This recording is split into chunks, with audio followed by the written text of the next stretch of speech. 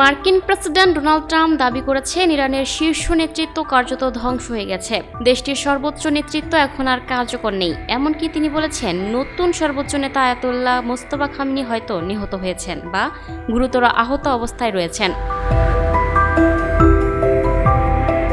শনিবার ২৮শে মার্চ ভারতীয় সংবাদ মাধ্যম এনডিটিভির এক প্রতিবেদনে তথ্য জানানো হয়েছে।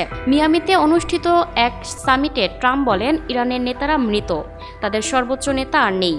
তার ছেলে হয় মৃত নয়তো খুবই খারাপ অবস্থায় আছে, কারণ কেউই তার কোনো খোঁজ পাচ্ছে না। তিনি দাবি করেন যুক্তরাষ্ট্রের সামরিক অভিযানে ইরানের সামরিক শক্তি ও নেতৃত্ব পুরোপুরি ভেঙে পড়েছে। ইরানের নৌবাহিনী ধ্বংস হয়ে গেছে, তাদের বিমান বাহিনী সম্পূর্ণ শেষ, আকাশ প্রতিরক্ষা ও যোগাযোগ ব্যবস্থা ভেঙে ফেলা হয়েছে। উল্লেখ্য, গত ২৮শে ফেব্রুয়ারি হামলায় ইরানের সর্বোচ্চ নেতা আয়াতুল্লাহ খামেনি নিহত হওয়ার পর তেহরান তার ছেলে মোস্তফা খামেনিকে নতুন সর্বোচ্চ নেতা হিসেবে ঘোষণা করে।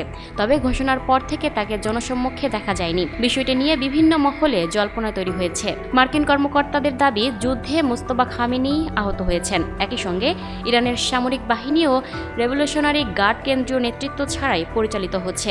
এর আগে গত ১৬ই মার্চ ট্রাম্প বলেছিলেন ইরানের নতুন নেতা জীবিত কিনা তা স্পষ্ট নয়।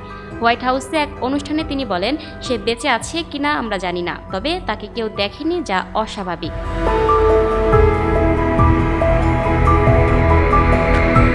Lucky Akter, up to date news, Dhaka.